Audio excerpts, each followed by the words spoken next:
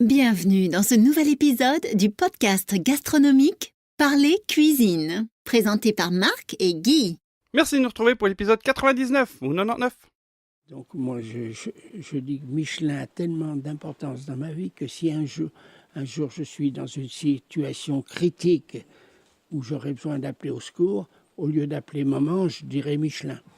Tellement ça me marque.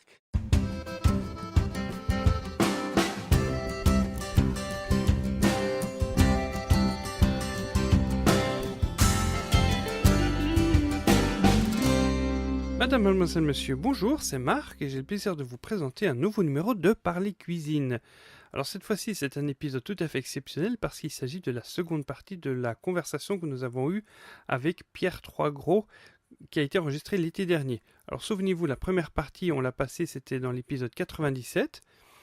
Autour de la table, il y avait Pierre Troisgros, le chef qui a eu 3 étoiles pendant plus de 50 ans et qui nous a fait l'honneur de passer la journée avec nous. Il y avait également Claude Carrat, des amis de la Fête de la Gastronomie. D'ailleurs, j'en profite pour signaler qu'il va lancer son podcast sur les amis de la Fête de la Gastronomie. Retrouvez-le sur sa page Facebook, les amis de la Fête de la Gastronomie.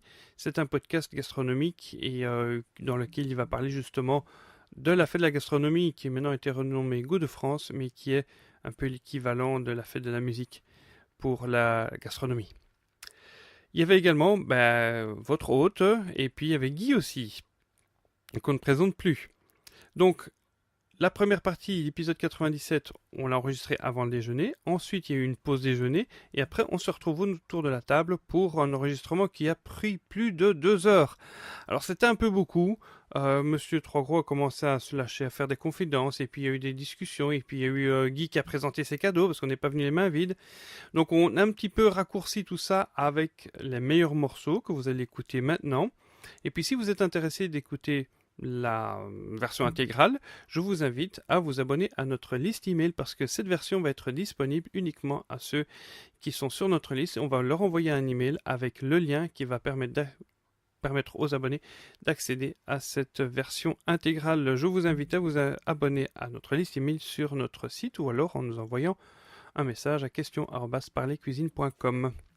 Voilà donc pour les meilleurs morceaux de cette seconde partie.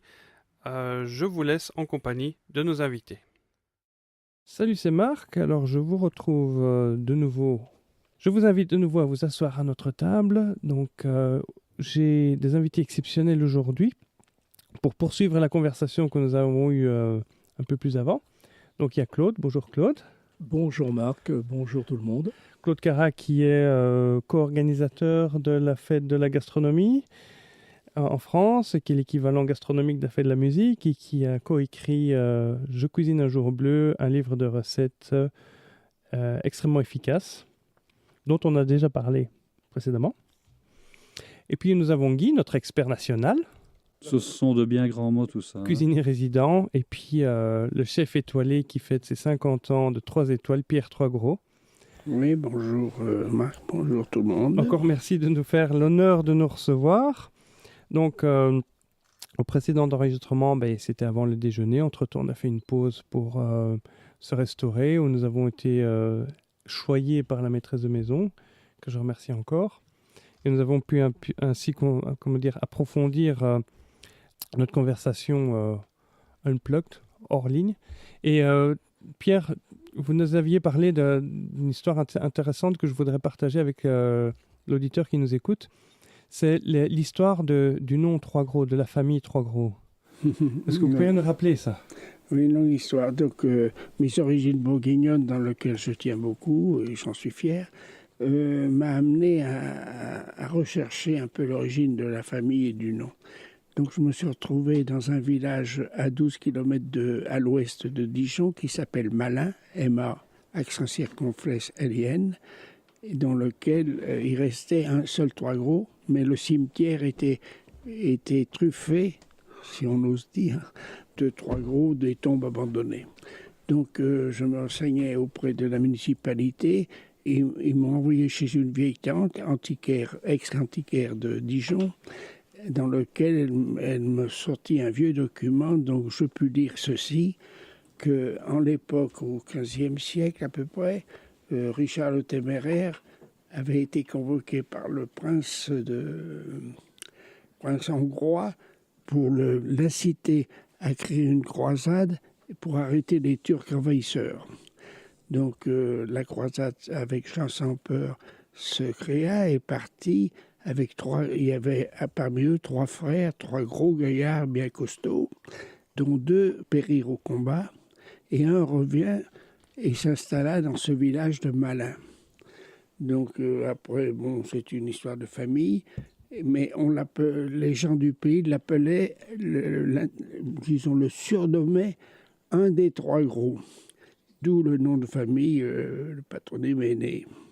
Donc voilà l'origine du nom 3 gros, un frère survivant.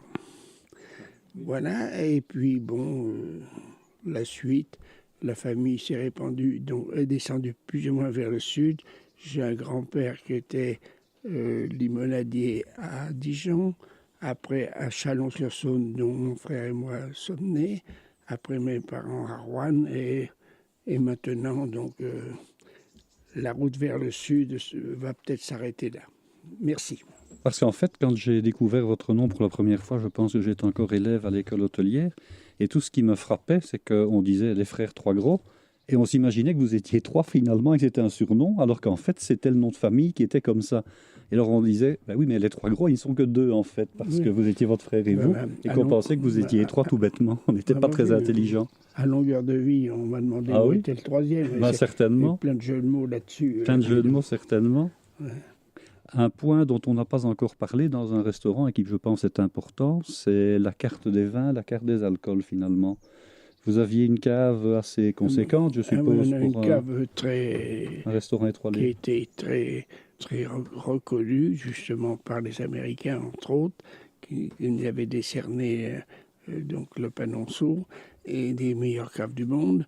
Donc, à l'origine, elle était bourguignonne, parce que mon père, lui, était un personnage très apprécié dans le vignoble, et il partait longtemps voir ses copains, surtout sur Beaune, dans lequel il faisait des achats et était renommé pour ses vins bourguignons, dont il avait créé à cette époque-là un pichet en étain dans lequel il servait un Gevrey Chambertin déclassé comme vin de base. Et il le servait à la température de 16-17 degrés, c'est-à-dire que s'il faisait chaud, il s'arrangeait de le mettre dans des seaux d'eau fraîche. Et les gens, justement, ça créait une sorte de polémique en disant qu'en Bourgogne, on ne le rafraîchissait pas. Mais il dit, moi, quand je vais en Bourgogne, je suis dans des caves entre 15 et 18. Et quand je suis au restaurant, je bois à 25. C'est plus le même vin.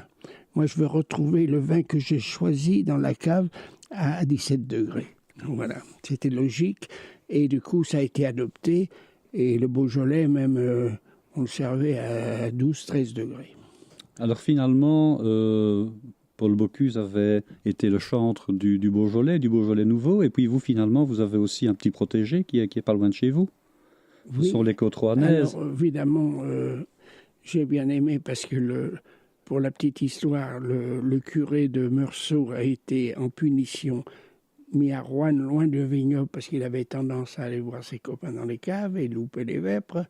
Et donc, il l'avait mis à Rouen, mais ils n'avaient pas pensé qu'il y avait un vignoble à l'agonie qui s'appelait les Côtes-Rouennaises, mais un monsieur qui s'appelle Robert Serrol avait décidé de relancer ce petit vignoble de 200 hectares. Et on est très amis et on s'est battu. Et si bien que maintenant, ce vin est reconnu et a obtenu, il y a une 20aine d'années là aussi.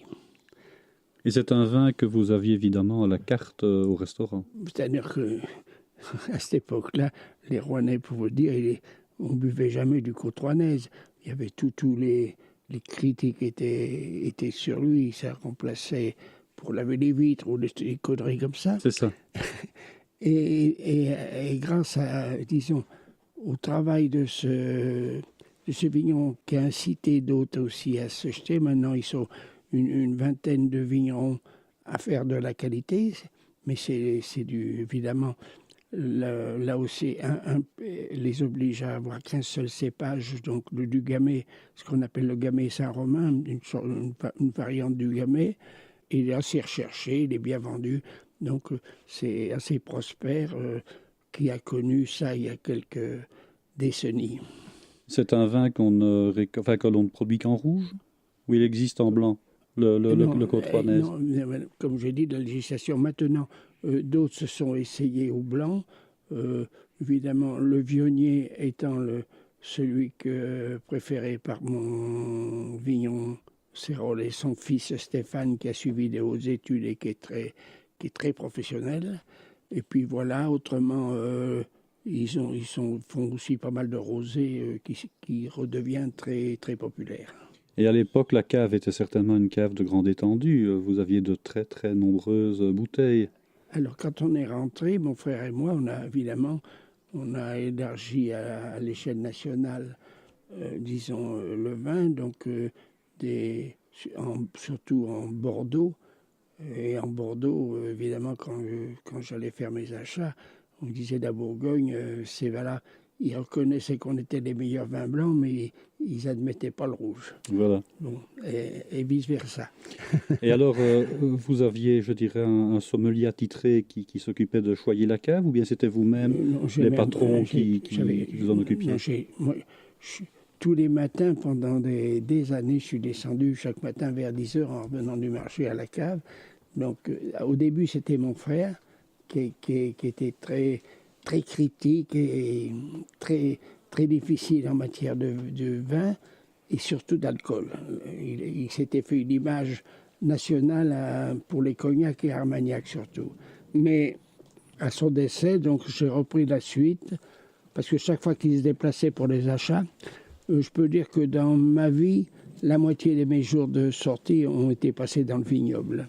Donc c'était pas ni une corvée ni un devoir, c'était un plaisir parce que une grande amitié avec les vignerons dans lesquels je respecte le travail.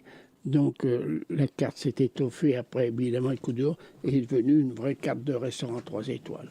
Vous avez travaillé avec des vins, je dirais, hors territoire français, ou c'était vraiment anecdotique? Alors là, donc, j'ai ma petite histoire. Mais Michel Guérard, un jour, a osé mettre des vins étrangers sur sa carte. Et moi, comme beaucoup d'autres, je disais, mais c'est un scandale. Il est en train de tuer la poule aux œufs d'or. Qu'est-ce qu'il va mettre du vin étranger? Mais il avait raison, parce que ça prouvait déjà une certaine ouverture d'esprit. Et puis, disons... c'est normal que si elles sont bien sélectionnées, du vin hors France était le bienvenu, d'autant plus que les clients de ces pays-là étaient flattés de voir le vin. Ils n'en prenaient pas d'ailleurs, mais ils étaient flattés de voir qu'on s'intéressait à l'Australie ou aux États-Unis et d'autres pays d'Europe. Vous nous avez expliqué avoir fait un déplacement comme ça au Portugal, à Porto, et quelques jours de croisière sur le Douro. Vous auriez une anecdote à nous raconter à ce sujet-là? Eh bien, on a eu la chance, Paul Bocuse, Robuchon, Joël et moi-même, d'avoir été invités par le Savoir Club et les maisons de Porto à visiter leur vignoble. Donc, nous nous sommes retrouvés à Porto et nous avons remonté la rivière donc, en pleine période des vendanges. On a même été dans la cuve en slip avec mes 2 confrères et un petit orchestre d'étudiants pour écraser le raisin. Enfin bon, du vrai folklore, quoi.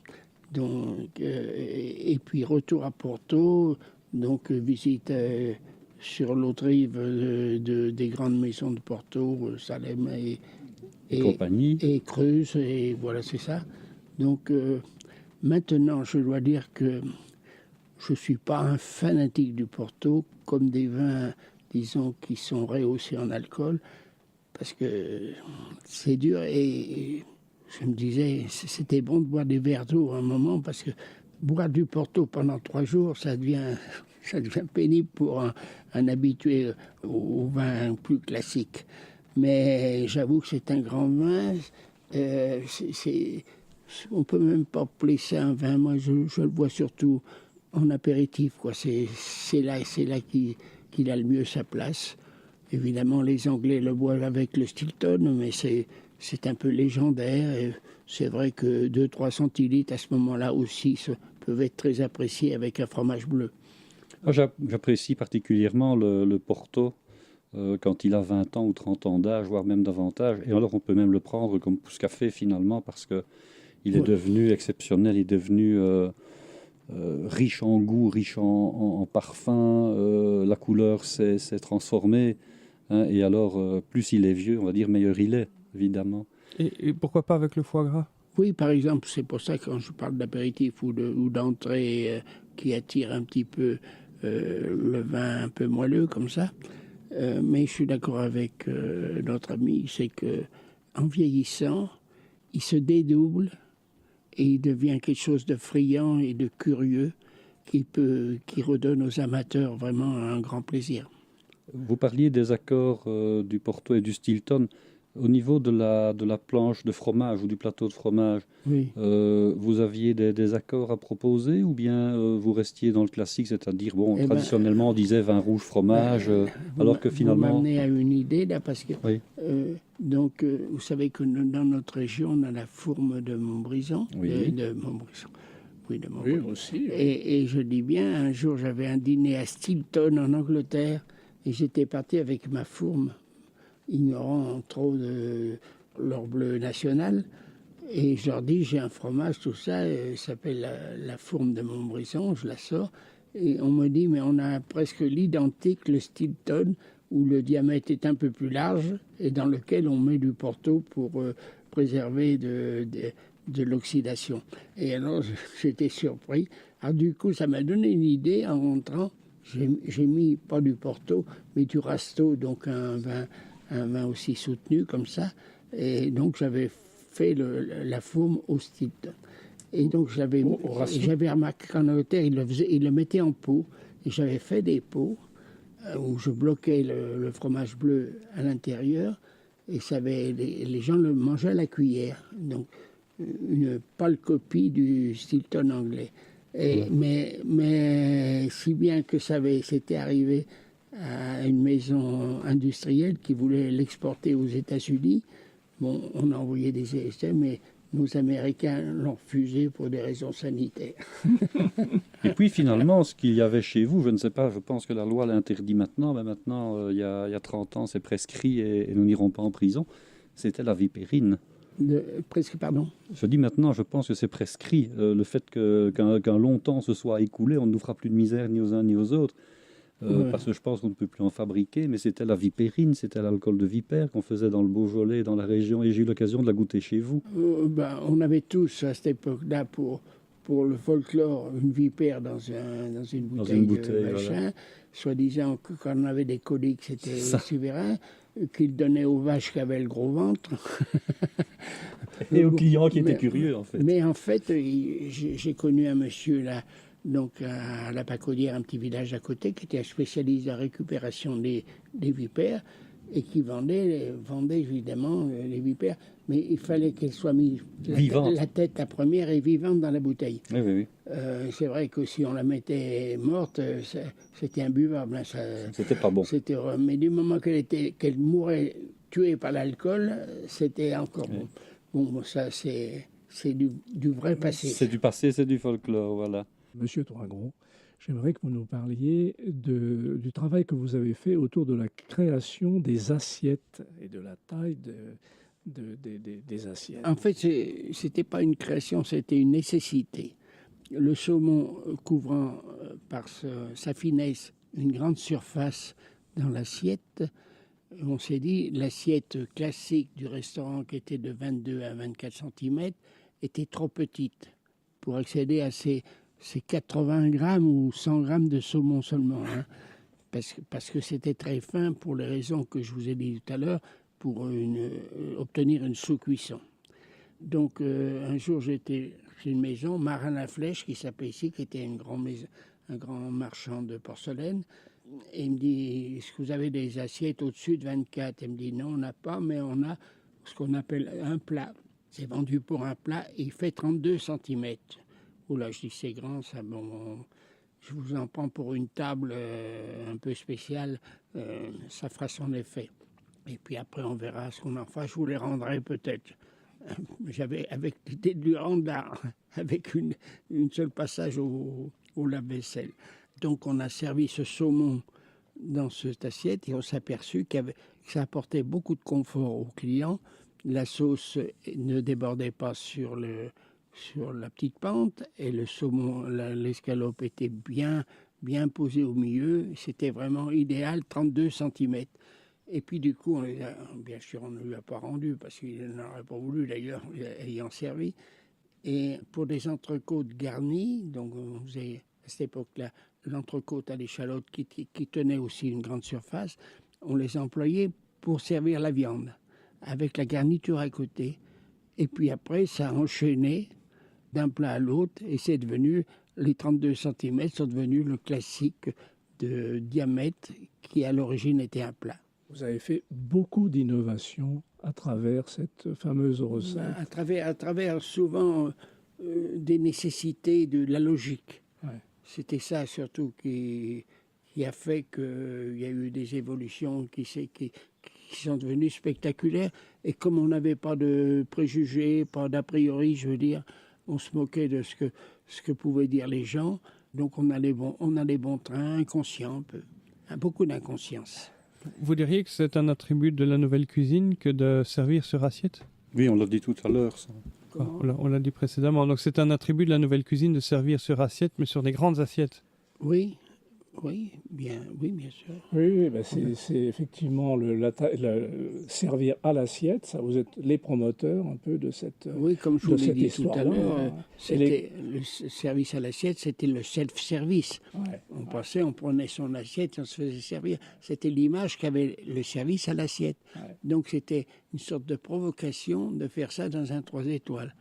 Mais on ne savait pas que ça allait, comment dirais-je, ça allait être la norme, devenir le classique. Ouais. Si bien que même dans le même ordre d'idée, on avait avec mon frère créé ce qu'on appelle le menu confiance. C'est-à-dire qu'on servait 5 plats en mini-portions. Force de voir des gens, vous m'en mettrez qu'une demi-portion pour en goûter plus. Ou voilà, on dit, on va carrément prendre le taureau par les cornes, on va servir en mini-portions tout de suite, on va faire un menu à part dans lequel il y aura 5 plats en mini-portions. Et on va appeler ça le menu confiance, c'est-à-dire aux clients qui tripotent avec la carte. On lui dit, écoutez, il y a un menu confiance où il y a les principales créations, vous les trouverez dans ce menu. Et donc c'est devenu... Et on s'est dit, ça c'est une chose que nos collègues n'ont pas pouvoir faire, parce que ça demande beaucoup de personnel, et ça demande au pass, le pass c'est donc la table de départ, une organisation très pointue, parce que quand il y a une table assez nombreuse, et puis au point de vue cuisinier, il en faut aussi, parce qu'au lieu de faire un plat, t'en fais 5, hein, et chaque fois, il faut les préparer, même malgré qu'elles soient en demi-portion, il faut les préparer quand même. Hein. Donc, avec mon frère, on s'est dit, là, on va être unique à faire ça, et on s'est trompé. Maintenant, ils le font tous. Le menu confiance, qui s'appelait autrement le menu découverte, ailleurs, il s'appelait menu dégustation. C'est répandu, finalement. et tout le monde s'est organisé pour avoir le personnel, disons, assez important au pass pour expédier les plats. Et puis tout ça a enchaîné également une modification des couverts de bouche, parce que quand l'assiette était l'assiette traditionnelle d'à peu près 22, 23, 24 cm, pour les entrées, on mettait le couteau à entremets. Alors quand on a commencé à servir des entrées sur une grande assiette, le couteau à entremets devenait trop petit par rapport à l'esthétique de l'assiette. Donc on a été obligé en principe de mettre des couverts assez grands, même quand il s'agissait d'une entrée, ce qui ne se faisait pas précédemment. Oui, alors donc ça entraînait évidemment aussi un autre service autre que les 32 cm, il y a une diversification des plats, que c'est tombé du maniérisme, je dirais. Il y avait des restaurants où on se retrouvait avec des petits trucs à droite à gauche, on ne savait pas si c'était au voisin de droite ou à toi, tu n'y touchais pas, tu avais peur de te tromper, alors, de prendre celui du voisin tellement il y en avait autour, donc c'était devenu une idiotie, il y en avait sous toutes les formes, ça faisait riche. Ça faisait riche. Alors, donc un jour, il y a un client qui demande au maître d'hôtel, Il dit, est-ce que je pourrais aller voir en cuisine? Il dit, vous voulez féliciter le chef? Il dit, non, le plongeur. Parce qu'il avait beaucoup de vaisselle. Quand vous avez créé vos plats, comme on le disait un petit peu tout à l'heure, est-ce que ça venait naturellement ou est-ce que vous aviez une idée où vous dites, nous allons créer par rapport à la saison, par rapport aux produits? Alors là, il y a plusieurs formules. Il y a celles qui venaient spontanément, il y en a qui venaient par logique des choses, et puis aussi des fois pour créer un événement. Un jour, il y avait du temps d'un chroniqueur gastronomique qui avait créé un concours de mots croisés sur la restauration. Et donc, je l'avais gagné devant Raymond Oliver à cette époque-là. Mais il n'y avait qu'un mot qui n'était pas sorti. Avec un blanc, j'y croyais pas, mais tout le monde était resté bloqué sur les frères ennemis. C'était en 6 lettres. Ça commençait par un pot, ça finissait par un Y. Personne ne l'a trouvé. Et en fait, à la sortie, c'était Pouilly Fuissé et Pouilly Fumé. Bon, ça c'était marrant. Mais donc, j'ai gagné ce concours. Normalement, le gagnant avait un plat, avait une réception dans le restaurant de son choix. Alors moi, avant que je cite le restaurant que j'aurais choisi, il me dit, écoutez, le mieux c'est d'aller vous redonner le prix chez vous. Il dit, non seulement j'ai gagné, mais je vais leur faire le repas. Bon, ils sont arrivés à une vingtaine, bien sûr. Et j'ai dit, je vais leur faire une grille de mots croisés. Donc création d'un plat, un froid. Donc, j'ai essayé pas mal de produits. Il y avait forcément la truffe qui faisait les casse-noix. Et le reste, c'était aux pommes de terre. Puis enfin, je me suis arrêté sur du céleri boule, donc créé comme ça. Et à la découpe, ça faisait une grille de mots croisés. Évidemment, étant donné que c'était moi qui allais payer, j'ai pas mis trop de carrés noirs. Et après, c'est devenu ce plat est devenu, comment dirais-je, une grille. Donc il y avait un noir, un blanc, comme une grille de jeu de dames. Un damier. Je l'avais appelé le damier d'ailleurs. Bon, ça a duré qu'un moment parce que c'était folklorique comme plat. Hein. Et puis c'était sans doute du travail. Et surtout que c'était un travail assez minutieux de monter la terrine par petites tranches blanches et noires jusqu'au-dessus pour après Et là, encore une fois, la technique nouvelle qui s'appelle le couteau électrique a été nécessaire. Parce que c'était très fragile à la découpe, ça tombait à droite à gauche. Avec un couteau qui fait un mouvement, c'était incoupable. Donc le couteau électrique qui coupe sans mouvement a permis d'obtenir ce plat. Donc je prends un exemple à la question. Et là c'était plutôt pas sur une demande, mais ou presque. Vous venez de parler de truffes justement. Quelle place dans la carte tenaient des produits qu'on qualifie actuellement de luxueux? Je vais dire les grands crustacés, le homard, la langouste, la langoustine.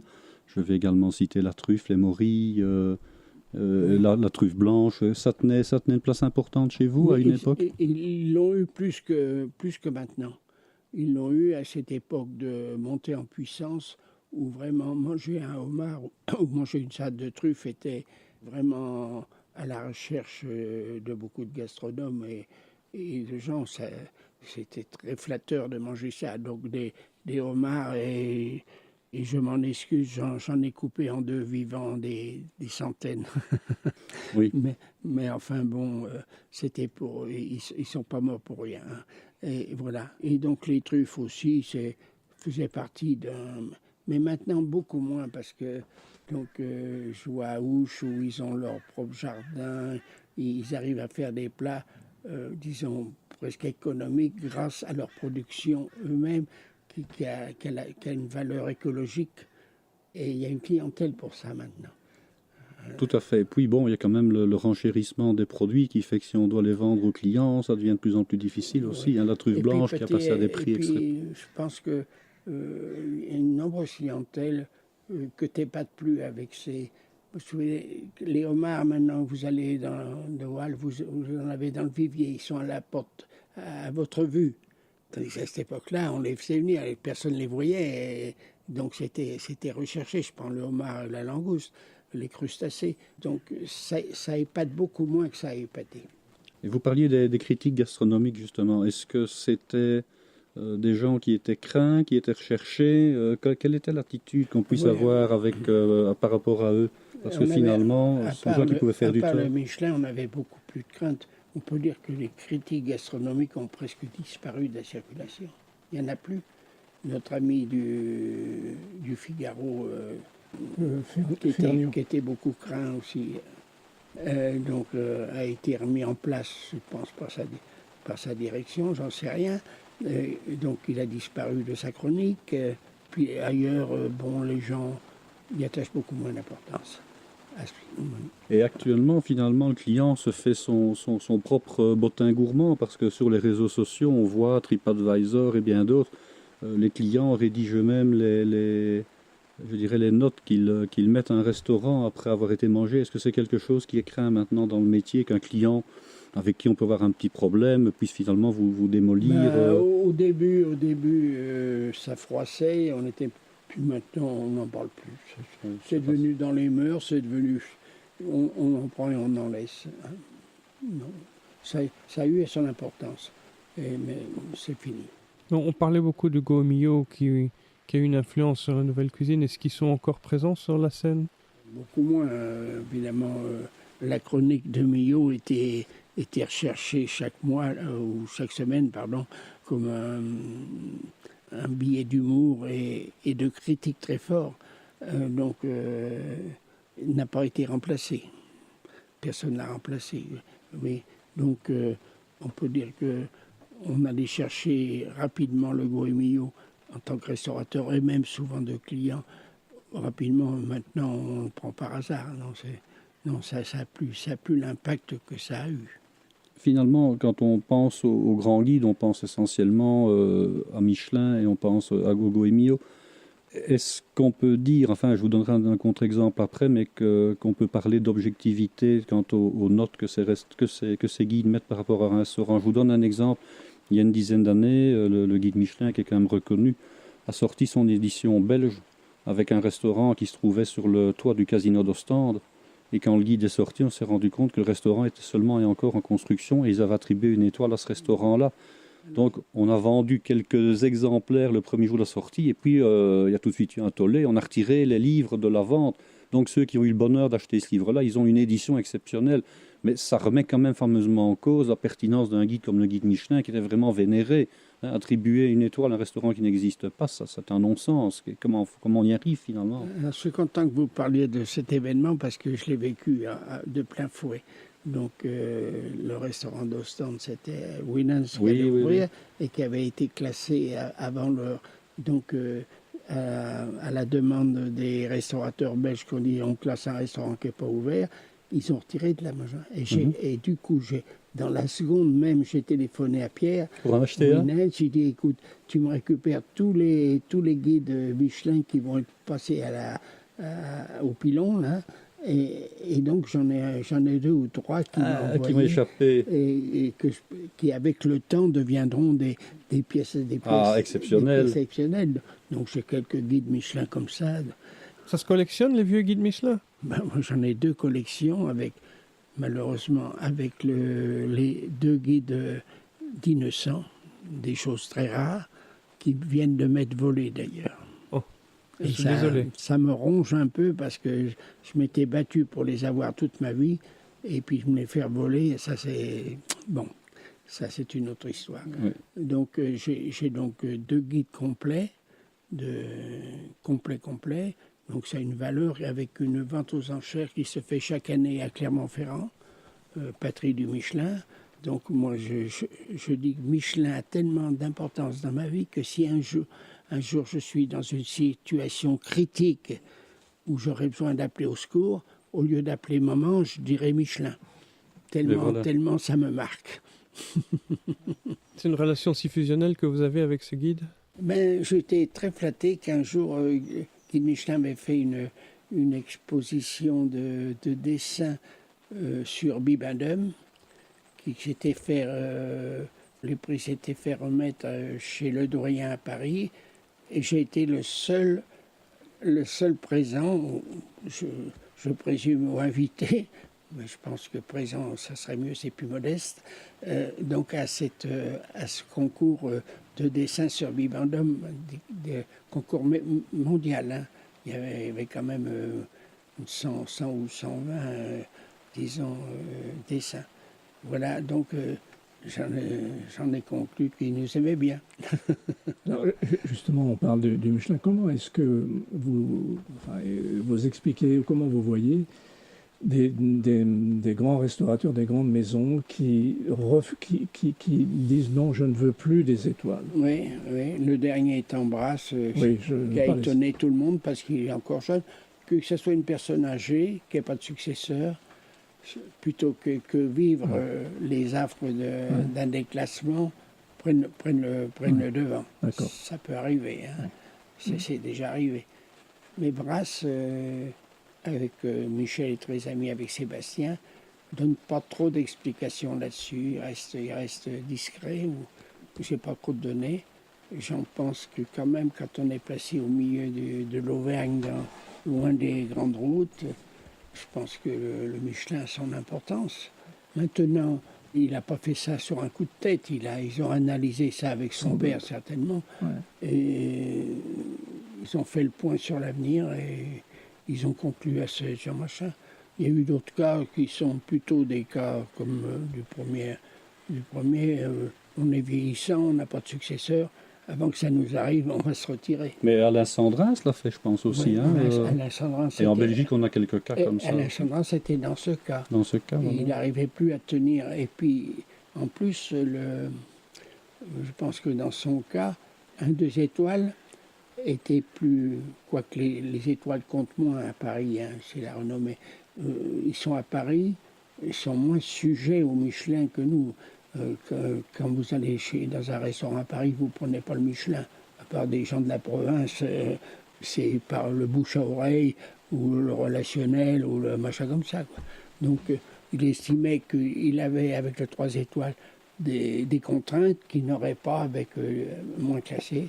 Et ça s'est avéré juste, d'ailleurs. Mais enfin, on dit aussi qu'on ne connaît absolument pas les critères d'attribution des étoiles par Michelin. Quand on passe de 1 à 2 et de 2 à 3 finalement, quelle est selon vous, je dirais, l'amélioration qu'on doit fournir pour passer d'1 à 2 et puis de 2 à 3 Michelin a l'air de dire que le décorum ne compte pas, que c'est ce qui est dans l'assiette. La preuve étant qu'ils ont donné Je suis plus sceptique, moi aussi. Parce que ça va, que ce soit l'Oiseau, ou 3 gros ou d'autres. Mais enfin, ils ont donné 3 étoiles chaque fois qu'ils ont investi, au Japon. Les 2 étoiles qui ont investi, souvent, ont passé 3 tout à fait. Brouillés. Donc, ça a quand même son influence. Hein. Ce qui est peut-être un peu plus discutable alors, c'est que Michelin au Japon a donné des 3 étoiles à un fabricant de sushi qui est dans un sous-sol du métro, alors qu'il n'y a pas de toilette dans le restaurant. Et finalement, on leur a donné 3 étoiles. Est-ce que c'est pas un petit peu bizarre, ça? Oui, c'était il y a 4 ou 5 ans. Ouais. Au Japon, c'est difficile à comparer. Je vois mon petit-fils, donc je vous parlais tout à l'heure, Léo, il est au Japon pour le moment. Et il travaille, il a été chez un maître sushi. Ils sont 3, lui, le père, le fils, et lui, on lui apprend la minutie de ce plat. Donc il y a un état d'esprit qui est tout à fait différent. C'est pour ça qu'au Japon, il faut mettre ce pays complètement à part. Et qu'est-ce que vous pensez de l'influence qu'il y a eu? Parce qu'elle n'est pas récente, en fait, on la retrouve déjà dans la cuisine classique française, ce qu'on appelle le japonisme qui est arrivé en cuisine au début du XXe siècle, mais on est revenu aussi au japonisme au chinoisisme, hein, quand on a d'abord eu les épices, le canard, retour de Chine, il y a faut pas dire japonisme et chinoiserie, c'est à l'opposé. Non. Ils ne seraient pas contents. Ils ne seraient pas contents. Mais enfin, le japonisme dans le sens où on a commencé à dresser les plats de cuisine française en y intégrant des épices et des aromates japonais. Alors, permettez, parce que là, je lis sur Joël Robuchon là-dessus maintenant, justement, parce qu'il est très impliqué au Japon. Donc, j'ai ouvert en 1967 le Maxime à Tokyo. Donc, M. Vaudab de Maxime de Paris est venu me trouver en me disant « Est-ce que vous voulez gérer une ouverture à Tokyo du Maxime ?» J'ai dit non, je ne peux pas, j'ai l'affaire, j'ai la famille. Et j'ai été voir mon père, comme on le faisait toujours. Il dit voilà, ce que nous propose, c'est d'ouvrir le Maxim à Tokyo pour une période de 3 mois. Moi, dans mon fort intérieur, j'avais 40 ans. Je me suis dit, putain, j'irais bien à Tokyo. C'était la découverte totale. Et mon père me dit, je lui annonce toutes les difficultés. Il me dit, oh là là, c'est un coup unique, ça va faire un coup médiatique formidable. Tu vas découvrir une nouvelle cuisine, tu vas découvrir donc une façon de vivre différente. Il ne faut pas louper ça. Alors, il me donnait en sorte le feu vert.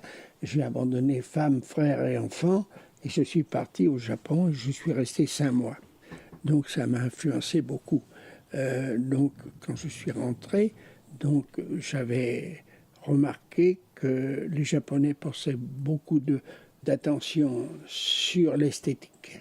L'esthétique, le plat individuel à chacun avec du petit matériel bien raffiné, et qu'ils arrivaient avec des choses simples à faire des choses données. Donc c'est un état d'esprit qui était l'inverse du nôtre, le gros plat nourrissant. Bien consistant. Et, oui, eux, ils avaient déjà l'idée disons, de leur santé. Et donc ça a marqué, et je suis sûr que ça a influencé. Ça a influencé donc, dans les créations dont on a parlé. Et j'ai à peu près, quelque temps après, venu Robuchon, qui a créé son château-hôtel. Ils ont recréé un château en pierre de son pays natal, là, du Poitou. Et lui, au retour, il a beaucoup aussi influencé parce que, disons, ses ateliers avec le bar et la cuisine prenante et voyant le cuisinier travailler devant le client, c'est japonais. C'est exactement le petit souci. Il en a fait un beau restaurant français. Donc il a influencé beaucoup, le Japon a influencé beaucoup la culture française. Donc j'ai été à l'origine, mais je n'ai pas poussé aussi loin que l'a fait Joël. Vous êtes un des premiers à être... Vous êtes le premier. On n'était pas 4 Français au Japon pour faire une belote. Hein. J'étais vraiment une très belle... Et à ce moment-là, on a besoin constamment d'avoir avec soi des interprètes, parce qu'évidemment, vous ne parlez pas japonais. J'avais un interprète permanent, un petit bonhomme de 40 kilos qui s'appelait Ajano. D'ailleurs, tout à l'heure, je cherchais le nom d'un plat que j'avais dans notre nouveau lieu. J'ai un plat que j'ai appelé Ajano. Alors les gens disent, mais Ajano, ça sent japonais. Je dis non, c'était un plat préféré de mon frère, c'est le plat Ajano. Voilà. Et quand on... Non, c'est notre discussion qui me permet de récupérer mon Ajano. Voilà. Donc il s'appelait Ajano et pendant des années, pendant 40 ans après, il m'a envoyé une paire de chaussettes au jour de l'an. Je ne sais pas pourquoi une paire de chaussettes, mais je me suis trouvé avec des chaussettes japonaises, j'en ai plein de littoraux. Ah ben voilà. Et quand on installe comme ça un restaurant de cuisine française dans un pays aussi différent que le Japon, on y va avec la cuisine française telle qu'on l'a fait ici, ou on la modifie un peu pour qu'elle soit acceptée ou un peu plus dans les mœurs des Japonais? Parce que l'inverse, c'est vrai, ils modifient un peu leur cuisine pour nous plaire. Hein, donc, Là, j'ai compris, après j'ai dit pourquoi M. Fauda est venu me trouver, parce que j'avais travaillé avec M. Humbert, qui était chef au Maxim, et que je travaillais au Maxim avec Humbert. Et dans la liste des possibles, mon nom est revenu en tant qu'ancien de chez Maxim, et que j'avais une habitude déjà du contact avec le public. Et ce qui leur comptait plus aux Japonais et à Maxim, c'est d'avoir du contact avec le public, avec le consommateur, et bien sûr la cuisine. Mais la cuisine venait en second rang, puisque la cuisine se faisait les plats déjà de Maxim. Donc le fameux canard ou pêche, la sole Albert, et on faisait, la majorité de la carte était la même que Maxime Paris avec les plats à succès. Les crêpes joyeuses aussi, voilà, sans doute. C'est ça, tous ces choses-là, dont les deux je viens de vous citer, le canard au pêche, j'en ai fait des kilos. C'était facile avec une sauce bigarade sirupeuse, là, des pêches en boîte. le canard rôti et vas-y, ça avait son effet, découpé en salles, bien Ce sûr. n'était pas des pêches de vigne, évidemment. Non, mais c'est la pêche en boîte jaune, C'est pas mauvais non plus. C'est toujours apprécié. Toujours hein. apprécié. Donc, j'avais j'avais 3/4 de la carte, j'ai apporté très peu de choses. Moi. Puis en plus, comme j'étais là que pour 3 mois, je suis resté 5 parce que Peignot, qui me remplaçait, n'arrivait pas à avoir ses papiers. Donc, c'était une expérience formidable. Si bien que quand je suis revenu, Peignot, qui était plutôt du genre chef ancienne République, gueulant et acceptant personne dans sa cuisine, les Japonais qui sont chez eux aimeraient bien qu'on les engueule pas quand même. Pas trop, non. Vous revenez... Il ne pouvait pas s'en empêcher, si bien que j'ai reçu une lettre de M. Vaudan en me doublant mon cachet. Moi, j'y allais pas pour le fric, j'y allais pour l'expérience. Hein, et en me doublant mon cachet, de revenir diriger le Maxime de Tokyo. Parce que finalement, les restaurants Maxime qui ont essayé de s'implanter un peu partout dans le monde comme ça n'ont pas toujours eu de succès. Après, quand c'est passé dans les mains de notre ami, quand Maxime l'a vendu à Cardin. Oui. Et Cardin, lui, il a pris l'enseigne pour le nom et vendre des cravates Maxime. C'est ça. Donc, du coup, comme il n'y connaissait rien en restauration, ça a sombré. Parce que le restaurant Maxime qu'on a voulu ouvrir à la Grande Place de Bruxelles n'a jamais eu le moindre succès. Hein. Jamais. La même chose à Rio de Janeiro ou à New York. Parce que c'était n'importe quoi. Disons que pour Bruxelles, le restaurant n'était pas assez exotique, je veux dire, ou bien il faisait des choses extraordinaires, ce n'était pas le cas. Et forcément, il y avait sur Bruxelles toute une série de restaurants qui avaient 3 étoiles, donc ce n'était pas nécessaire. Il y avait, un jour, il y avait Bruno, M. etc. Cardin nous convoque avec mon frère à Paris, on mange chez Maxime avec lui, et il nous propose de gérer donc l'ensemble de ces machins. Et on a passé donc 1 heure ou 2 avec lui à manger, et avec rue Royale, avec mon frère, on s'est regardé. Je dis, mais ce bonhomme, il n'y connaît rien en cuisine. Il n'y a pas de discussion possible. Il n'a aucune notion, même la moindre, de ce que peut être notre métier. Alors, il dit, on va carrément lui dire non tout de suite, on ne va pas le laisser moisir, parce qu'on s'est rendu compte que ça aurait pu être un projet sensationnel. Oui. Mais c'était impossible. Lui, ce qu'il voulait, c'est vendre ses cravates. Vous n'avez pas senti qu'il vous faisait confiance pour la restauration? Non, mais il n'aurait pas fait confiance. C'était pas l'homme. Et puis d'ailleurs, il l'a prouvé, il a fait confiance à personne. Tiens, il y a un point dont on n'a pas encore parlé finalement qui est important, c'est la place de la femme en cuisine. Bon, dans la région de Lyon, il y avait les mères lyonnaises. Est-ce que vous avez une expérience à les côtoyer? Là, on me l'a reproché souvent d'être macho et de ne pas trop penser aux femmes. Et c'est vrai que c'est une grosse erreur. Elles sont là, elles tirent les ficelles, elles font le sale boulot, elles régissent souvent aussi l'affaire. C'est vrai que le cuisinier qui n'a pas la chance de tomber sur une compagne de qualité, que ce soit administrative ou commerciale, a beaucoup moins de chances de réussir. Mais à propos des mères lyonnaises, comme la mère Blanc, la mère Brasier, etc., est-ce que vous aviez dans votre cursus d'apprentissage ou de formation pu les côtoyer? Non, bah ça c'était l'époque un peu avant-guerre quand même. Parce que je pense que Paul Bocuse est allé chez la mère Brasier. Hein. C'est tout tombé. Je veux dire que des restaurants comme la mère Brasier, qui jouait son rôle avec 2 plats, du foie gras dans le fond d'artichaut, et puis après... Et un poulet bouilli. La poulard demi-deuil. Hein. Oui. Donc, on ne peut pas fidéliser une clientèle suffisante en n'ayant que 2 plats. Quand on les a découverts et qu'on les a goûtés 2 fois, on n'y revient pas 3.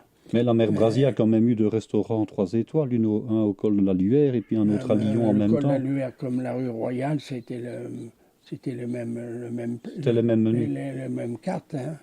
Donc, je veux dire que ça a été une période où on allait voir la maman qui faisait la cuisine comme la mère Brasier, peut-être au-dessus de tout ça. Mais Oui. les autres, Léa ou compagnie, c'était une cuisine de ménagère, du gras double, des machins. Ils avaient du succès parce qu'on avait le plaisir de manger quelque chose fait par une dame qui avait du goût. Quoi. Pour vous, fondamentalement, est-ce qu'il y a une différence entre la cuisine, je dirais, d'homme ou la cuisine de femme? Je prends un exemple. Je crois que c'est la Maison Point qui est tenue maintenant par sa petite-fille ou sa petite-fille. À part quelques exceptions. Oui. Anne-Sophie Pic. On peut parler de Pic, par exemple, évidemment, puisque succès formidable. Mais c'est beaucoup plus rare, quoi. C'est beaucoup plus rare parce qu'une femme a souvent d'abord des histoires de famille, d'enfantement, bien sûr, souvent qui cassent le rythme. Et puis, je veux dire, on a souvent dit que c'était un métier d'homme parce qu'il y avait des transports lourds de matériel et puis aussi des intensités dues au service. Et ça, c'est vrai que le lourd, maintenant, ça joue moins parce que on peut le faire porter par d'autres, hein, mais les services, c'est quand même accablant. Hein. Je veux dire que des gens comme Chapelle, mon frère, ou Pic sont morts de stress, de fatigue, d'avoir 2 fois par jour la tension comme ça. Moi, j'ai la chance que ça ne me touche pas. J'ai la chance d'avoir au Japon de Monsieur l'Empereur qui viennent, le frère de l'empereur qui viennent, machin, puis d'aller à sa table. Et pour moi, c'est comme si c'était le balayeur du coin, dans ma tête. Hein.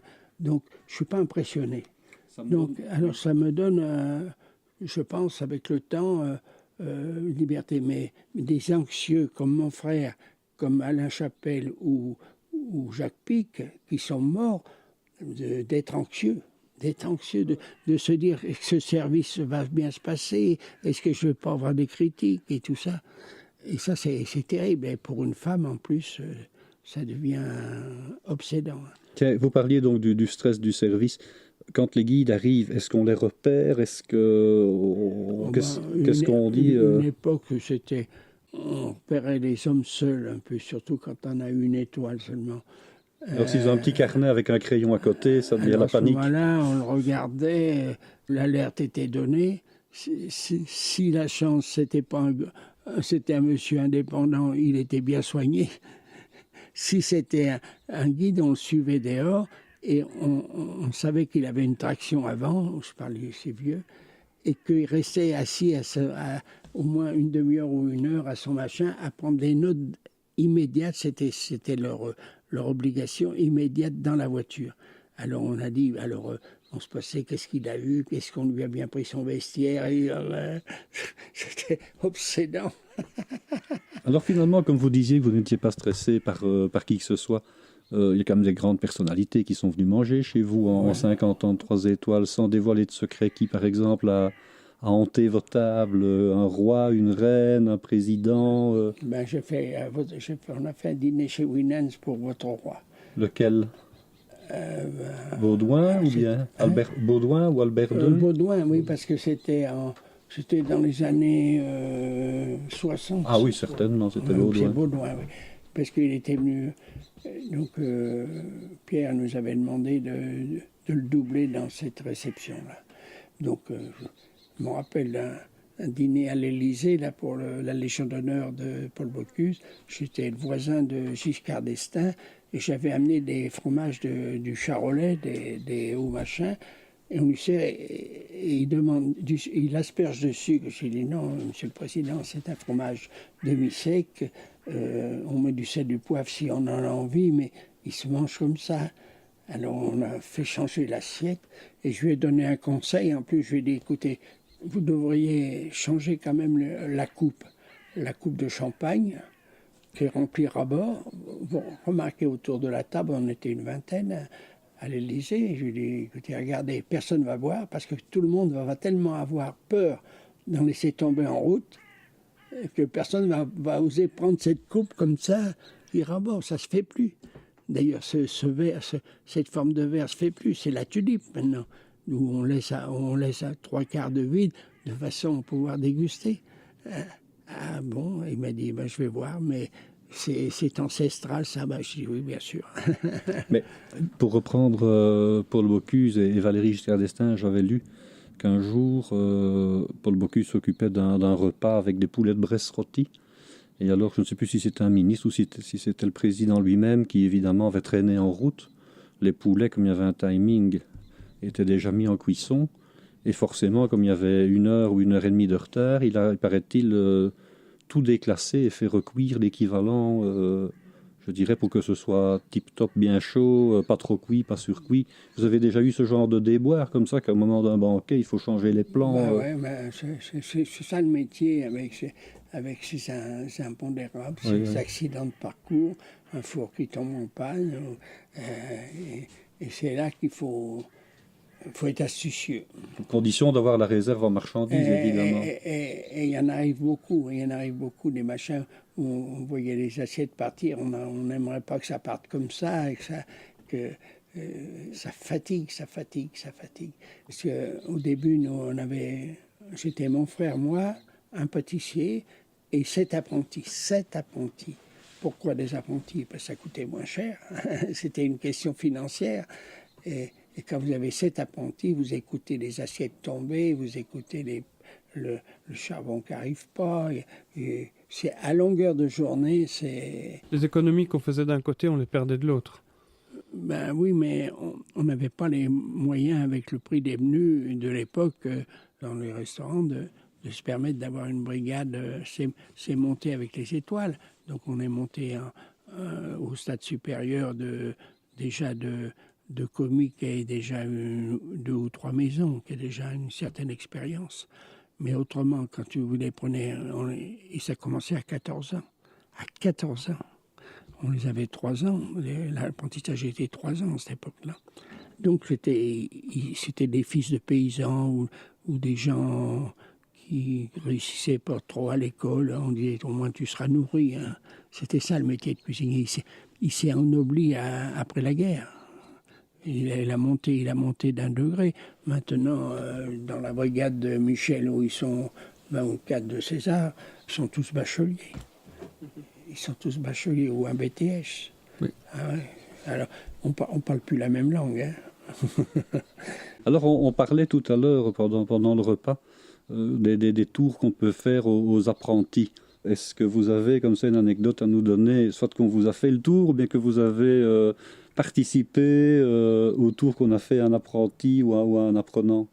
À cette époque-là, maintenant ça ne marche plus parce qu'ils sont d'un niveau supérieur. Ils sont bacheliers, ils sont bacheliers maintenant. On avait, chaque restaurateur avait un sac prêt avec un gros morceau de fonte dedans ou un gros caillou dedans.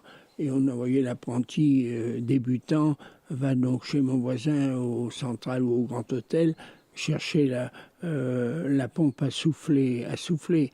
Alors le gamin, il se traînait avec 50 kilos dans un sac. Alors oh mais c'est pas là, reporte-la, demande la vraie. Alors il repartait. Le pauvre gamin, et tout le monde rigolait, et il ne s'apercevait pas que c'était un canular. Puis, il se serait aperçu qu'il ne l'aurait pas fait voir, de peur de pendu. Non, mais alors ça a été vite révolu, parce que ça c'est sûr. Évidemment, il y avait plein d'astuces. Je me rappelle de la pompe pour souffler les desserts. Alors il y avait aussi l'échelle à monter les blancs d'œufs aussi, hein. Ouais, tous des trucs pareils. La pince à friser le persil et tous les trucs ainsi. Ça faisait partie des petits canulars à la con. Et la clé pour ouvrir le fourneau. Enfin, bon. Puisqu'on en est aux anecdotes, quand justement pour la remise de la Légion d'honneur à Paul Bocuse à l'Élysée, vous devez avoir quelques anecdotes plutôt sympathiques, parce que vous aviez tout. J'en ai une, je n'ose pas la raconter. Si. Il n'y a que nous 3 à table. Bon, alors, on a invité mon frère et moi, c'était la première fois qu'on quittait à 2 la maison. Ce qui a fait sa force, d'ailleurs, c'est qu'il y a toujours eu un des 2 interchangeable qui était là. Bon, mais c'était la Légion d'honneur de Paul Bocuse, un événement, l'Élysée, c'était vraiment un grand événement. Et on part en voiture avec mon frère et on prend un saumon à Pouilly-sur-Loire qui a été pêché dans la Loire. On avait téléphoné, s'il se prend un saumon, vous le gardez, c'est pour nous, 1 ou 2, je ne sais plus. Et donc on prend notre saumon et on arrive à Paris avec notre saumon et on couche dans un hôtel où tous on se retrouvait là. Il s'appelait, je ne me rappelle plus, enfin il a disparu, peu importe. Et alors donc il était quand même presque 1h ou 2 heures du matin. On arrivait, parce que pour ne pas louper un service, vous vous rendez compte, hein, et Paul Bocuse vient frapper à ma porte avec Verger. Alors, je suis à poil, parce que je me couchais, je viens leur ouvrir, je dis « Ah, t'es arrivé, tout ça ». Roger Verger me prend par la main, me tire dans le couloir, et l'autre claque la porte avec la clé à l'intérieur. Et je me trouve à 2h du matin, à poil dans le couloir, et eux, ils se tirent. Et c'était la veille, donc quelques heures après, on était à l'Élysée. C'est pour vous dire qu'on se foutait pas mal de ce qui allait arriver. Vous faisiez beaucoup de blagues entre vous. Comment que je vais faire? Alors je dis, je vais descendre. J'avais même pas une serviette à me mettre autour de la taille. Hein. Et il descend en bas, à la réception, personne. Je dis, qu'est-ce que font les cuisiniers à 2h du matin? Ils sont en train de casser la croûte en cuisine avec le veilleur de nuit. Hein. Et c'était vraiment, je me suis dit, le vent a poussé ma porte. Alors, ils m'ont pas cru, mais enfin, j'avais trouvé une mauvaise excuse. Alors, il y en a un qui s'est détaché, il était en train de se taper du caviar. Et il me prêtait moi une serviette, et puis il est venu m'ouvrir. Donc, l'anecdote, vous voyez un peu. Et le lendemain, quelques heures après, on se retrouvait. Alors justement, comment ça s'est passé le lendemain dans les cuisines pour préparer ce repas? Très bien, surtout avec mon frère Michel. On était 3 à faire le menu. Donc il y avait Paul Bocuse, il avait créé sa soupe VGE. Et nous avec notre saumon. Et puis Michel avec un canard avec un grand vin chambertin, je ne sais plus quoi exactement, un plat assez vieille France. Et donc on a donné les consignes et c'est nos commis qui les ont. On a travaillé le matin et au moment du repas on a enfilé notre habit de lumière et on a été manger dans la salle à manger de l'Élysée. Ouais. Donc il y avait donc Giscard, il m'avait placé à sa gauche, je ne sais pas pourquoi moi.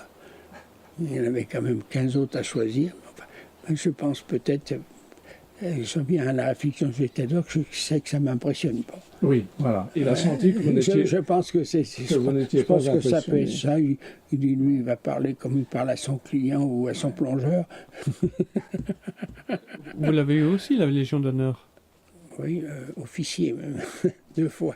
On était les seuls dernièrement avec Michel. Michel et moi, c'est le père et fils en même temps, lui chevalier et moi officier à Matignon. C'est M. Raffarin qui nous l'a donné. C'est pas mal non plus d'aller la recevoir chez le Premier ministre, finalement. Oui. Et puis, le gradin au-dessus, quand même. Hein, ça... Bon, enfin, on ne s'en vante pas. Ouais. Mais on est bien content, quand même. Alors, je vois ici un article de presse du journal Le Pays, de l'été, dans lequel on célèbre vos 50 ans de 3e étoile. Et surtout que le 3 septembre, vous avez fêté vos 90 ans, donc bon anniversaire. Pourvu que j'y arrive. On vous le souhaite de tout cœur. On vous le souhaite, longue vie en tout cas. Je me demandais, à votre âge, est-ce qu'on cuisine encore? À mon âge, oui. Est-ce que vous cuisinez encore pour vous? Tous les jours. Que pour moi, mais souvent, ou pour une personne qui vient manger avec moi ou 2. Mais je fais la cuisine tous les jours. Et qu'est-ce que vous cuisinez comme ça? Qu'est-ce que vous aimez cuisiner dans vos temps libres? Maintenant, je mange de plus en plus simple quand on est seul, évidemment. Mais de temps en temps, je me fais un petit extra, comme un tartare, ou comme un steak au poivre, ou comme une poulade bouillie. Enfin, mais de temps en temps, mais la plupart du temps, c'est un sachet de jambon de Bayonne ou une salade de tomates. Hein. À date d'aujourd'hui, qu'est-ce qui vous horripile le plus en cuisine? Qu'est-ce qui m'a plu? Vous horripile. Qu'est-ce que vous aimez le moins que ce qui se passe en cuisine actuellement, dans l'évolution du métier? D'écouter gueuler. Au début, je gueulais, comme tout le monde, pas pour asseoir mon poste de chef. Et mon père m'a dit, mais arrête de gueuler comme ça, tu t'arranges la voix, on t'écoute au fond de la salle à manger. Mais oui, mais tu as raison, mais pourquoi je gueule? Parce que j'ai toujours vu les chefs gueuler. Ah bon? Mais c'est complètement con. On arrête de gueuler, mon frère non plus. Et maintenant, ça s'est beaucoup tassé, ce genre de comportement. Donc c'est la chose. Et maintenant, écoutez, j'aime les cuisines sereines où tout le monde travaille. Vous me direz que maintenant, ils sont dans un degré abordable et il n'y a plus de contraintes grâce au matériel qui a tellement évolué. c'était vraiment quelque chose d'appréciable. Et j'ose pas en parler aux jeunes qui sont là, parce qu'ils vont dire « Oh, le vieux, il radote avec ses histoires de son temps ». Mais ils ont un confort que vraiment, avec ce qu'on a vécu, nous, on était comme à la mine, un deuxième sous-sol chez Maxime à 50 degrés, où on ne pouvait même pas porter une torque, où le beurre dans la glace fondait en 10 minutes. Je veux dire que quand on raconte ça, on a l'air de vieux qui rabâchent, mais ça existait. Hein. Justement, quels seraient les arguments que vous pourriez donner à des jeunes pour rentrer, pour faire ce métier de cuisinier? Le premier, c'est la passion. Je veux dire, c'est un métier qui est horrible si on n'est pas passionné. Si on fait ça par obligation ou par routine, ça n'a aucun intérêt. Ça n'a aucun intérêt. Tandis que si on est passionné, on va attendre les saisons qui amènent la diversité. On va chercher à améliorer. On va sentir chez la personne qui déguste tout ça un certain intérêt. Donc tout ça, c'est un grand plaisir. C'est un plaisir d'artiste. Voilà, exactement. J'allais vous dire, c'est un espace de création, la cuisine. Oui. Je ne veux pas dire qu'on est des artistes, on est des artisans, mais on a les mêmes plaisirs qu'un artiste, que de quelqu'un qui se plaît devant votre table, son tableau, quoi. C'est ça. Hein. Quand vous mettiez un plat au point, moi j'ai entendu Pierre Ouénas dire, pour un plat qu'il avait mis à sa carte, qu'il l'avait recommencé 17 fois de manière à l'améliorer constamment. Oui. Est-ce que c'était quelque chose que vous faisiez de la même manière? Mettre le plat, l'essayer, le faire goûter à l'équipe et puis... Il y a des coups qui sont bons du premier coup. Et puis il y en a qui sont, comme l'avait dit un jour Millot, en nous présentant un plat, c'était un entrelacé de couleurs différentes de lasagne avec des filets de sole. Donc ça faisait un plat très, très joli. Mais donc la cuisson était difficile à accorder, et il m'avait dit ça c'est une fausse bonne idée. Et j'ai dit oui, il a raison, c'est une fausse bonne idée, on y passe beaucoup de temps, on cherche surtout à avoir un esthétique, mais ça fait un peu gamin qui entrelace des machins. Et c'est une fausse bonne idée parce que c'est pas l'esprit, c'est trop trépatouillé. C'est trop trépatouillé. Oui, et c'est trop complexe pour le résultat final. C'est ça. Alors c'est une fausse bonne idée, et ça arrive. Il y en a pas mal. Elles sont plus nombreuses que les bonnes idées. La grande mode depuis quelques années, c'est le cas en France et c'est le cas en Belgique, c'est l'extrêmement longue maturation des viandes de bœuf, entre autres. On nous vend maintenant des viandes qui ont maturé pendant des 3-4 mois et compagnie. 90 jours. Oui. Voilà. Moi, j'ai un petit peu mon idée là-dessus, parce que je suis un fils de ferme, et je sais qu'au niveau des races, au départ, c'est le bœuf, et puis après le bœuf n'existe plus, c'est le taureau, et puis c'était la génisse. Et alors, quand on avait une vache qui avait donné du lait pendant 8-9 ans, elle était bonne à vendre pour une bouchée de pain. On en faisait de la viande, je dirais, pour faire du hachis. Hein. Ouais. Or, maintenant, ce sont des viandes qu'on retrouve à la carte et qui coûtent finalement très cher. On vous vend de la côte à l'os de Holstein, on vous vend de la côte à l'os de Simmental et de toute autre bête qui a finalement donné du lait à la base. Est-ce que ce n'est pas un peu un dévoiement où on a, sous prétexte d'avoir fait maturer la viande, commercialisé très cher, des viandes qui avant ne valaient rien du tout? Oui, alors c'est une chose qui me touche de très près parce que je suis dans un pays de viande. Hein. Oui. Et donc l'autre jour, je vais dans une grande surface, chez eux exactement, et il a fait installer un frigo de vente de maturation où il a 5 variétés de côtes de bœuf. Il y a de l'angousse, il y a de l'aubrac, il y a évidemment du charolais, puis d'autres... Une race espagnole, j'ai déjà vu, etc. Maintenant j'ai découvert l'espagnol, là, comment ça s'appelle, la région au-dessus d'Espagne, du Portugal. La Galice. La Galice, que je ne connaissais pas. Et donc je suis très intéressé. Alors ces viandes, elles traînent entre 40 et 80 jours. Hein. Oui, c'est très long. Elles sont toutes noires, il faut les parer. Et donc je m'achète, je vois une entrecôte ou une côte de bœuf. Je n'ai encore pas trouvé mon petit parce que je veux dire qu'elle a beau avoir 60 jours, si ce n'est pas une bonne bête au départ, elle ne sera pas une bonne bête à l'arrivée. Il faut que ça soit... Et alors, sous prétexte qu'on l'a fait vieillir, on ne choisit pas la meilleure qualité. Alors, bon. Évidemment, c'est vendu en grande surface. Déjà, c'est vendu le double du reste. Hein. Je ne suis pas convaincu encore. Je suis pas convaincu. Et celle qui m'a le plus fait ça longtemps, c'est la Cimental. Oui. Pour moi, c'est là que j'ai encore le plus de plaisir. Cimental et Aubrac. Voilà les deux races qui me sortent. La Salaire, c'est souvent, je la trouve dure. La Limousine, elle est passe-partout. Elle est bonne, mais elle est passe-partout. La Charolaise est souvent insipide. Hein. Tandis que la Cimental, on peut dire que les Bavarois, sauf si ça dégénère parce qu'ils vont avoir de la demande, ça aussi. Hein.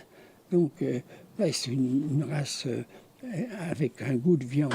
Le mieux, évidemment, moi, je prends pas l'entrecôte, je prends la bavette ou la hampe. Au milieu de la hampe, c'est quelqu'un qui aime la viande et le sang et le goût, c'est le meilleur morceau, ça. Hein. Je voulais vous parler du pain. Dans votre restaurant, est-ce que vous aviez un boulanger ou est-ce que vous travailliez avec un boulanger ou des boulangers qui faisaient le pain pour vous parce que vous aviez des choix particuliers? J'ai été longtemps à penser qu'à force de manger dans des restaurants qui faisaient leur pain, que le meilleur moyen, c'est d'avoir un bon boulanger. J'ai jamais mangé vraiment du bon pain quand il était fait par le restaurateur. Pour la bonne raison, il choisissait la bonne farine, il faisait techniquement machin, mais il avait un four de pâtissier. Et pour cuire du pain, il faut du volume de chaleur. Ça, c'est important. Et tu vois, vous ouvrez la porte, paf, 10 degrés qui s'en vont, ça tombe sur le pain. Là, tandis qu'un boulanger, vous le mettez et vous le retirez au moment où il est cuit, avec un volume de chaleur qui ne change pas d'1 degré. Et c'est important pour le pain. Donc, tant que le restaurateur ne mettra pas un four à pain comme un boulanger, il n'obtiendra jamais le résultat d'un très bon boulanger. C'est pour ça que donc, maintenant, à Ouche, ils font leur pain pour le petit déjeuner, les différentes variétés, ça dépend les besoins, donc ne serait-ce que pour le personnel. Donc ils font leur pain et des fois je me régale et des fois je me dis je me régale, je suis un très bon boulanger. Je trouve que c'est une recherche difficile. Elle peut être économique souvent, hein, parce que tu as ton maître, tu as ton chef pâtissier qui n'est pas boulanger et qui fait ton pain et ça t'évite de l'acheter. Tout à l'heure, ce matin, on a parlé de la fameuse cuillère légèrement creuse pour la recette, votre recette signature de saumon à l'oseille. Quelle place tenaient les arts de la table dans votre restaurant? Il a eu un baromètre à droite à gauche. Il y a eu des périodes où on mettait un petit faisan en argent avec des bourgeois et tout ça. Et puis une période maintenant, je vois chez mon fils, c'est la table en bois, avec un set de table un peu raffiné, et une fleur même pas. Donc au plus simple, et ça s'étoffe à mesure du repas avec les besoins des plats. Donc on est tombé du somptueux du palace, tu vois, au plus dépouillé, parce que c'est dans la mode d'être très dépouillé, d'être près de la nature. Un beau bois. Il faut un bois impeccable, il faut du personnel qui soit très attentif aux besoins du moment, et tout arrive selon les besoins. Quel était finalement, pour avoir fréquenté votre établissement à plusieurs reprises, je trouvais que c'était un très bon équilibre, mais comment arrive-t-on à inculquer au personnel de salle à être présent sans être trop présent, c'est-à-dire personnellement, j'aime bien qu'on me resserve du vin, mais je ne supporte pas que toutes les 30 secondes qu'on vienne voir si le niveau du verre n'a pas baissé. Exactement. Comment faisiez-vous? Et je dois dire que c'était très équilibré chez vous, c'était suffisamment. Vous êtes en conversation, ou l'affaire, ou l'amicale, et la petite qui sort des côtelières, qui arrive, qui récite ce qu'on lui a appris avec les ingrédients. Tu t'en fous, mais tu t'en fous. Jusqu'au dernier bout de persil. Alors, elle a coupé la conversation pour écouter des niaiseries. Évidemment, elle fait ce qu'on lui avait dit. Alors maintenant, les chefs de rang, qui sont bien... C'est plus aux commis à déclamer. Parce qu'il est important dans des restaurants créatif comme ça, où entre des produits différents, d'expliquer un peu au client. Il me semble qu'on se doit de le faire, ou pas, mais enfin on se doit de le faire. Et donc c'est d'avoir quelqu'un d'intelligent et d'expérimenter et d'attendre. Et qui sait s'il peut intervenir ou pas. Et de le placer d'une manière, pas d'une manière monocorde, et de dire dans ce plat, vous allez retrouver le goût de gentiane ou le machin, au lieu de dire gna gna gna gna gna gna gna gna gna gna. Putain. Je me rappelle un jour, j'étais à la Poularde à Feur, on était 4, on dit, je m'occupais du basket avec ce moment-là, on a discuté avec les pouvoirs publics le moyen de faire sauter une URSAF ou un truc, et notre sommelier maître a cru qu'on venait faire, disons, une expérience sur les vins. Si bien qu'à la fin, je suis pris à part, je lui ai dit, écoute, tu arrêtes de nous parler de vin. On est en train de travailler pour travailler au corps, pour faire sauter une prime. Et toi, à chaque fois, tu nous coupes avec comment vous le trouvez, vous le remuez avant. Putain, il n'y avait plus de conversation possible. Donc, je me suis rendu compte que des fois, ça peut être nuisible. Mais il y avait quand même une partie de la salle qui était venue pour l'écouter, parce qu'il était savant. Hein. Parce que finalement, l'évolution de la cuisine, ça a été que jadis, tous les plats de la cuisine classique avaient une appellation. Et le client, qui était un petit peu féru de gastronomie, savait ce qu'était un potage du Barry ou ce qu'était une poularde de mi-deuil ou que sais-je. Et puis maintenant, il n'y a plus d'appellation. Quand on nomme un plat dans un restaurant et qu'on le met à la carte, on vous met son nom, on vous met l'ingrédient principal et puis on vous décline quasiment tous les produits qui sont en accompagnement. Est-ce que ce n'est pas un peu dommage comme ça qu'à part la soupe VGE, on ne donne plus des noms un petit peu, je dirais, de personnalité ou des noms qui veulent dire tout ce qu'ils doivent dire sans qu'on ait besoin d'avoir la liste complète des ingrédients. Ouais. C'est pas un peu dommage cette histoire-là? Oui, on peut dire ça. On est pris dans un système qui évolue, alors on veut être dans le coup. Même. Parce que les dernières choses qu'on ait appelées avec un nom, ce sont les crêpes Mireille Mathieu et des choses comme ça, mais depuis 40 ans, on n'appelle plus les choses... On est au même titre que découper un canard en salle, c'est des choses qui se sont perdues et c'est dommage. Mais je pense qu'il va y avoir des petits retours en arrière. Il y en a souvent d'ailleurs.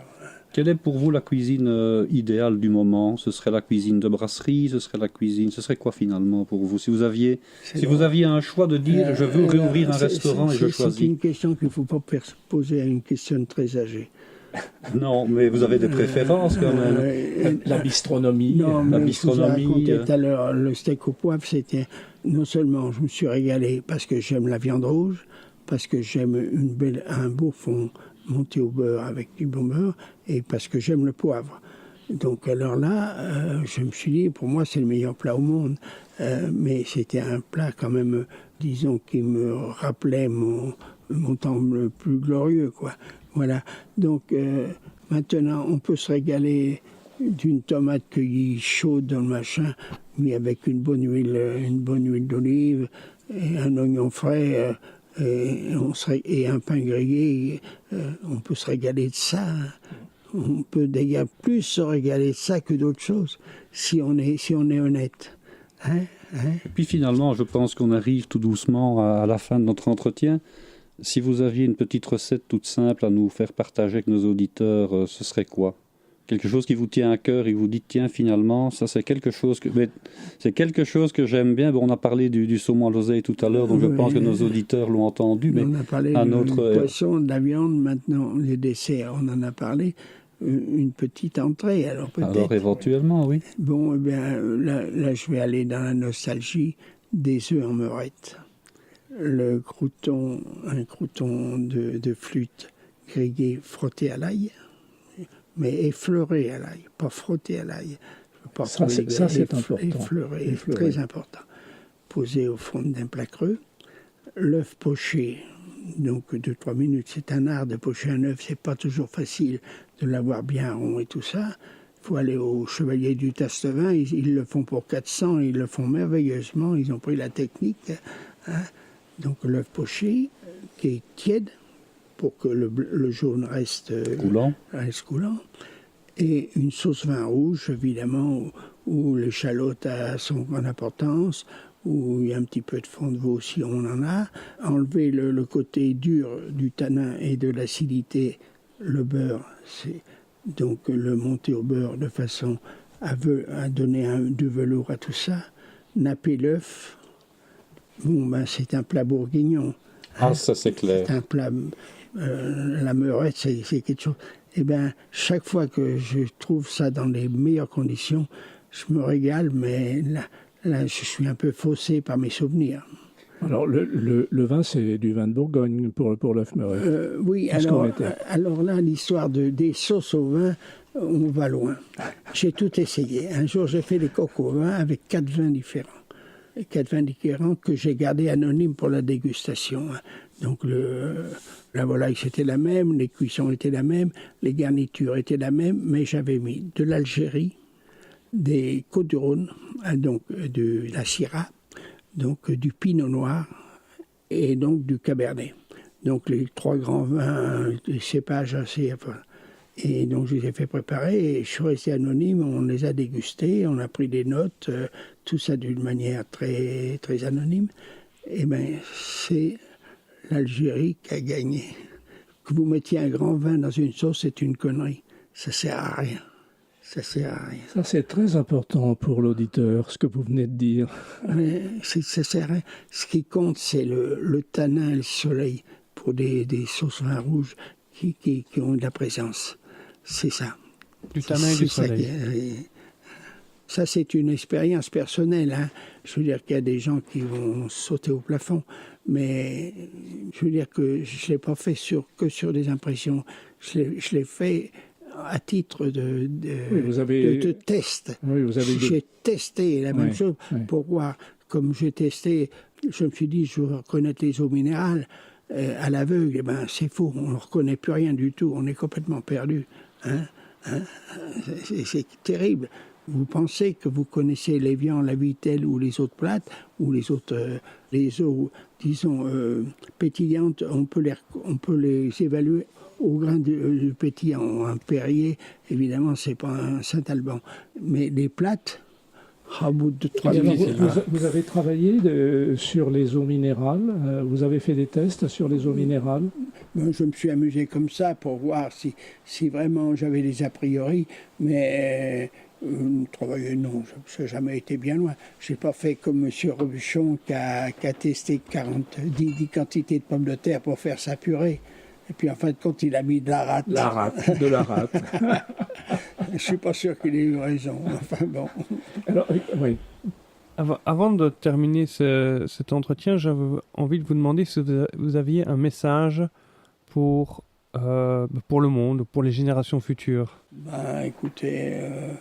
Moi, j'espère que la cuisine française restera toujours number one. Je veux dire que, vu ce que je côtoie, de ce que je vois, on est quand même resté machin. Mais quand j'étais au Japon et que je mangeais de la cuisine japonaise, des sushis ou d'autres spécialités, je me disais, ceux-là, ils ne seront pas comme les Italiens, ils viendront pas nous manger l'herbe sur les pieds, on les verra jamais. Eh bien, je me suis bien trompé. Quand on voit le nombre de restaurants japonais qu'il y a maintenant sur la planète, sur l'Hexagone, je te dis, je me suis bien trompé. On croit que les gens ne vont pas aimer les sushis ou la sauce soja. Ne serait-ce qu'ils commencent par débuter, et ils goûtent, ils n'aiment pas. Ils n'aiment pas. En bon français, on n'aime pas, ou par goût, on n'aime pas. Et puis, c'est comme le caviar ou la poutaque, vous en faites manger à quelqu'un la première fois, et il va le recracher. Et puis tu peux le retrouver quelques années après, c'est un grand fanat de ces 2 plats, parce qu'il s'y est habitué, et puis après, il en est devenu un accro. Hein. Donc c'est ce qui se passe un peu avec la cuisine japonaise. Hein. Maintenant, je veux dire, dans la complexité, on est avec les Chinois, et c'est peut-être les Chinois nos plus grands adversaires, parce que c'est les seuls, avec les Français, qui ont concentré les goûts, sous forme de fond ou de concentration, et chercher à donner le maximum de goût. On est les seuls pays au monde à avoir eu cette idée de concentration. Et ça peut rester un moment. Même les Chinois étaient loin devant nous bien avant, mais on n'aurait pas ça. Après, donc, les régimes n'ont pas été en faveur de leur cuisine. C'est le moins qu'on puisse dire. Bon, mais merci d'avoir passé ce moment avec nous sur cette terrasse, non loin de Roanne. Dans un cadre magnifique, avec une vue tout à l'heure sur les monts du Forêt, c'était bien agréable. Je vous remercie et donc on va terminer avec mes relations avec la Belgique. Donc à part faire le dîner avec le roi, j'ai eu beaucoup de clients belges et j'ai beaucoup d'amis belges. Et donc j'ai proclamé sur tous les tons que les meilleurs clients, disons hors France, parce que quand je parle de la Belgique, je suis pas un étranger. Pour moi, c'est pas des étrangers. Bon, mais j'ai dit les meilleurs, c'est les Belges, parce que c'est des gens qui se déplacent et qui jouissent d'un moment. Ils sont pas là avec l'esprit critique au départ, en se disant on va manger le berger. Hein. Ils sont là pour passer un bon moment. C'est des convives extraordinaires. Si bien qu'au Club Méditerranée, j'étais toujours invité au mois d'août à la fête des Belges et on passait des moments assez formidables parce qu'ils sont joyeux de vivre, c'est formidable. Et pour vous dire ça, j'ai fréquenté pas mal, ou lui m'a fréquenté, j'en sais rien, Jacques Brel. Alors un soir, Jacques Brel était tout seul, on était seul au bar, et je lui dis qu'est-ce qu'on fait? Il n'y a rien à faire, il était seul, il était en tournée, je ne sais pas pour quel hasard. Parce qu'il venait souvent avec le patron de l'Olympia, là, il avait un avion personnel. Mais là, ils étaient accompagnés. Mais là, il était seul. Ben, il me dit, on va aller au cinéma. Alors, on a regardé les machins. Il passait le truc avec Omar Sharif, là, le docteur Givago. Alors, on a été tous les deux au cinéma. Et je retiens, on est parti avant la fin pour pas qu'ils soient emmerdés par le public, hein. Mais il m'a dit une chose qui m'a frappé, et moi je lui parlais de ses chansons, enfin j'évitais de trop lui parler un peu de son quotidien. J'ai dit, dans le port d'Amsterdam, c'est fameux, il me dit, oh, j'ai honte de cette chanson, j'aime pas ça. J'ai dit, pourtant elle a du succès, elle est entraînante, elle est formidable cette chanson. Il me dit, non, c'est pas que j'aime pas la chanson, c'est que là, ce que j'aime pas, c'est que j'ai fait une affaire, j'ai fait une chanson commerciale. Pour lui, il avait fait une chanson, il avait du succès, mais il avait basculé d'en faire plaisir à un public, donc du commercial, et ça, il n'aimait pas. Ben, c'est pour ça qu'il a arrêté. Hein. Oui. Il a arrêté sa carrière de chanteur pour cette raison-là. Il a arrêté sa carrière de chanteur parce qu'il ne supportait plus. Je veux juste vous citer une petite anecdote. Je suis allé aux îles Marquises et aux îles Marquises, on raconte, mais je crois que c'est vrai. Lorsqu'il est arrivé dans la baie d'Atuona à Nukuiva avec Lascaux, et avec son ami, et il rencontre un monsieur qui pêchait, c'était, je crois, un gendarme à la retraite. Il dit, comment ça se passe ici? Oh, c'est bien, mais bon, les conditions de vie sont quand même un peu difficiles. Bon, il descend, il va à la poste, ce qui est la poste, et il demande au postier qui est là, je voudrais mon courrier qui est en poste restante. Et le postier lui dit, ben, j'ai besoin de votre carte d'identité.